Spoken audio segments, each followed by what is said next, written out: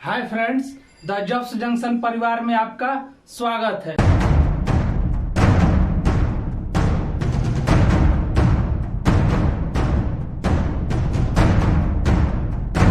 अब हम लोग आज के टॉपिक को शुरू करेंगे। आज का जो हमारा टॉपिक है वह है मानसून की उत्पत्ति। और आज इस वीडियो में हम लोग मानसून के उत्पत्ति में मानसून का जो प्रकार है ग्रीष्मकालीन मानसून, उसको हम लोग विधिवत तरीके से देखेंगे।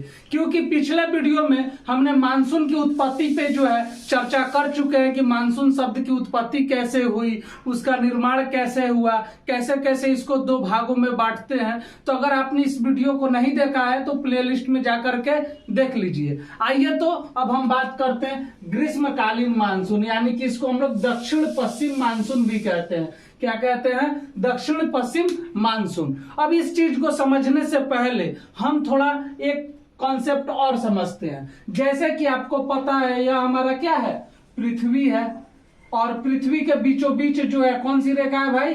विषुवत रेखा है, 0 डिग्री, है ना। उसके बाद विषुवत रेखा के ऊपर हम जाते हैं तो कौन सा रेखा आता है? कर्क रेखा आता है। और विषुवत रेखा के नीचे में कौन सा रेखा आता है?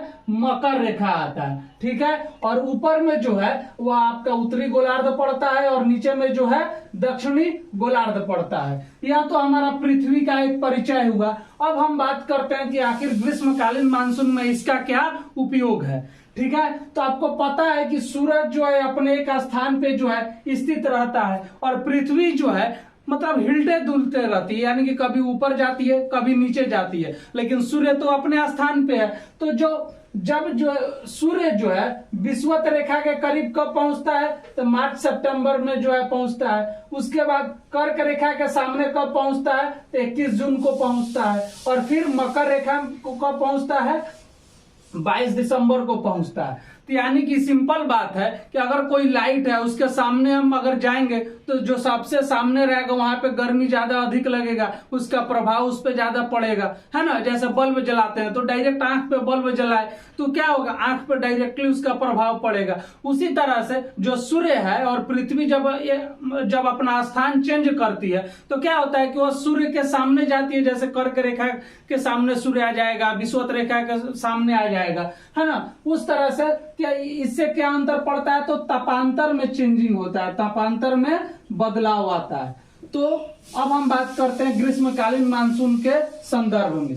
तो जब गर्मी के महीने में जून के महीने में सूर्य का स्थिति कर्क रेखा के सामने होता है, यानी कि जो यह कर्क रेखा है, तो जून के महीना में जो है सबसे ज्यादा गर्मी तो जून के महीना में पड़ता है। तो यह सूर्य जो है पृथ्वी अपना स्थान इधर उधर खिसकते कहाँ पहुंच जाता है भाई? तो सूर्य के सामने जो है कर्क रेखा के सामने पहुंचता है, ठीक है।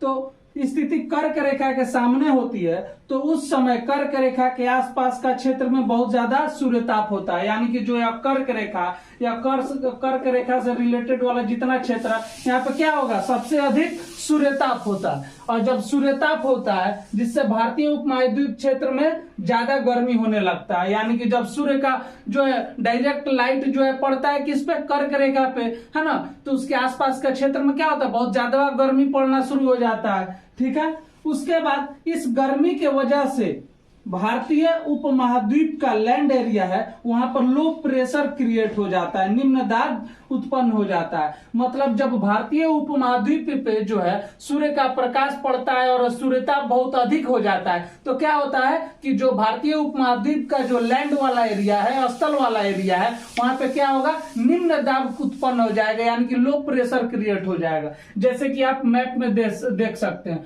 यह वाला क्षेत्र जो आएगा इस सब क्षेत्र में क्या होगा? एलपी क्रिएट हो जाएगा, यानी कि लो प्रेशर क्रिएट हो जाएगा। तो जब यहाँ पे लो प्रेशर क्रिएट होगा तो हाई प्रेशर कहाँ पे क्रिएट होगा भाई? तो हिंद महासागर में जो है क्या क्रिएट होगा? हाई प्रेशर क्रिएट हो जाएगा।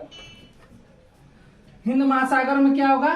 हाई प्रेशर क्रिएट हो जाएगा। उसके बाद अब हम बात कर लेते हैं, क्योंकि स्थल और जल के गर्म और ठंडा होने के दर में पर्याप्त अंतर होता है, यानी कि जो ठंडा जल जो होता है और जो स्थल होता है इसमें क्या होता है? बहुत अंतर होता है ठंडा और गर्म होने में। जैसे स्थल जो है जल्दी गर्म होता है और जल्दी ठंडा हो जाता है, और जल जो है आपका देर से जो है गर्म होता है और देर से ठंडा हो जाता है। उसके बाद हिंद महासागर में जो अब हाई प्रेशर क्रिएट होगा तो स्थल वाले एरिया में जो अब क्या होगा, लो प्रेशर क्रिएट होगा, तब पवन का मूवमेंट स्टार्ट हो जाएगा और पवन हाई प्रेशर से लो प्रेशर की तरफ चलना शुरू करेगा और यही पवने दक्षिण पश्चिम मानसून कहलाता है। मतलब कि जैसे यहाँ पे स्थल वाले एरिया में क्या हुआ, लो प्रेशर क्रिएट हुआ और हिंद महासागर क्षेत्र में क्या हुआ, हाई प्रेशर क्रिएट हुआ। तो जब यहाँ पे लो और यहाँ पे हाई क्रिएट होगा तो क्या होगा, पवन जो है यानी कि हवा जो है मूवमेंट करना शुरू कर देगा और मूवमेंट जब शुरू करेगा तो क्या होगा भाई, वो हाई प्रेशर से लो प्रेशर की तरफ बढ़ना शुरू करेगा। जैसे हिंद महासागर इधर से जो हवा क्या है, इधर लो प्रेशर की तरफ बढ़ रहा है यानी कि स्थल की तरफ बढ़ रहा है ना। अब हम बात करते हैं, यह तो हमारा कौन सा रेखा था भाई, कर्क रेखा था, है ना। और यह जो है हमारा विषुवत रेखा है, क्या है भाई, विषुवत रेखा है। उसके बाद एक नोट है, एक नियम है, वह है आपका फेरेरल का नियम, यानी कि फेरल का नियम। तो फेरल के नियम के अनुसार जो पवन दक्षिणी गोलार्ध में चलेगी वह अपनी बाईं तरफ मुड़ेगी। यानी कि आपको पता है कि विषुवत रेखा के नीचे जो है मकर रेखा आता है, उसके नीचे दक्षिणी गोलार्ध आता है। तो क्या है, मान के चलिए यहाँ पे जो है दक्षिणी गोलार्ध है, तो इधर फेरल के नियम के अनुसार जो पवन इधर चलेगी वह क्या करेगी, बाईं तरफ चलेगी, यानी कि अपने वो बाएं दिशा में चलेगी। लेकिन जैसे ही यह पवन विषुवत रेखा को पार करेगी, यानी कि जैसे यह पवन यहाँ से चलना शुरू की, इस तरह से आ रही है ना, और जैसे ही विषुवत रेखा को पार करेगी, यह हमारा क्या है, विषुवत रेखा है। तो जैसे ही यह विषुवत रेखा को पार करेगी, इनकी दिशा दाहिने तरफ मुड़ जाएगी, यानी कि जो ऐसे जा रहा तो डायरेक्ट इस तरह से घूम जाएगा। देखिए आप यहाँ पे इस तरह से अपने बाएं आ रही है, लेकिन जैसे ही इस विषुवत रेखा को क्रॉस किया, इसकी दिशा क्या हो गई, मुड़ गई। इसकी दिशा क्या हो गई भाई, मुड़ गई। क्लियर है, तो यह पॉइंट क्लियर हो गया। फेरल के नियम के अनुसार पवन दक्षिणी गोलार्ध में चलेगी तो वह अपने बाएं तरफ चलेगी, लेकिन जैसे ही वह पवन विषुवत रेखा को क्रॉस करेगी तो वह उसकी दिशा बदल जाएगी और वह अपने दाहिने मुड़ जाएगी। क्लियर है। उसके बाद हम बात कर लेते हैं, अगला जो हमारा पॉइंट है वह है मानसूनी हवाएं जब भारतीय उपमहाद्वीप के पेनिसुला से टकराती है तो इसके दो ब्रांच हो जाते हैं। यानी कि जब यह हवा यहाँ तो विषुवत रेखा से आगे बढ़ के दाहिने तरफ मुड़ गई, आकर के कहाँ पे टकराएगी भाई, तो भारतीय महाद्वीप के पेनिसुला में टकराएगी। कहाँ टकराएगी, भारतीय महाद्वीप के पेनिसुला में टकराएगी। और जब यह पेनिसुला से टकराती है तो इसकी दो शाखा बन जाती है। वह शाखा कौन कौन सी है, तो एक अरब सागर की शाखा और एक बंगाल की खाड़ी की शाखा। इसको हमने चर्चा कल के वीडियो में भी किया था। तो जो अरब सागर की शाखा होती है वह हवाएं जाकर के आपको पश्चिमी घाट से टकरा जाती है। किससे टकराती है, पश्चिमी घाट से टकराती है। और जो बंगाल की खाड़ी की शाखा है वह किससे टकराती है भाई, वह जो है आपको गारो, खासी, जयंतिया, मेघालय से जाकर के टकराती है। सब जितनी पहाड़ियां हैं, गारो, खासी, जयंतिया,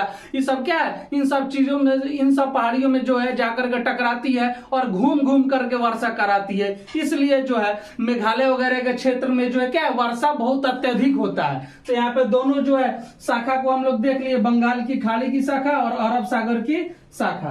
अब जो है अगर हम बात करते हैं अरब सागर की शाखा का, तो हमने तो अभी जाना कि यह पश्चिमी घाट से टकराती है, लेकिन यह जो पवने है वह पश्चिमी घाट से टकराती है, परंतु जो पश्चिमी घाट है उसका एक तरफ ही टकरा पाती है। इसका प्रभाव एक तरफ ही ज्यादा रहता है, दूसरे तरफ ना रहता है, ना के बराबर रहता है ना। तो पश्चिमी घाट के दूसरे तरफ कम वर्षा होती है, जिसे रेन शेडो या वृष्ट छाया प्रदेश कहते हैं। यानी कि जैसे मान के चलिए इधर से टकराई वाला एरिया में तो क्या हुआ, वर्षा अधिक हुआ, लेकिन ये वाला जो एरिया होगा इधर नहीं हुआ, तो ये वाला जो एरिया क्या कहलाएगा, रेन शेडो कहलाएगा। क्या कहलाएगा भाई, रेन शेडो कहलाएगा। उसके बाद अगर हम ऊपर बढ़ते हैं, अरब सागर की शाखा का जो है पवन की बात करते हैं, तो यहाँ पे आपका क्या है, अरावली पर्वत है। और अरावली पर्वत जो है वो पवन के दिशा में ही आ जाता है। मतलब जैसे अगर पवन इस तरह से जा रहा है तो अरावली पर्वत भी ऐसे ही है।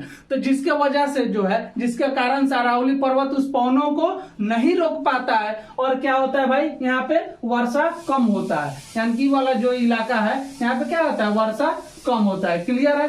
उसके बाद हम बात करते हैं कि यह जो पवने है डायरेक्ट एकदम सीधे जाती है और आपको हिमालय से टकराती है, और जब हिमालय से टकराती है तो जो आपका उत्तर प्रदेश बिहार वाला एरिया जो है इधर वर्षा कराती है। ठीक है, अब जो है अब पवन तो जाकर के हिमालय से टकरा गई, अगर हिमालय नहीं रहता तो आगे निकल जाती, लेकिन होता क्या है कि यह हिमालय से टकराने के बाद जो है फिर यह वापस आती है। क्या आती है भाई?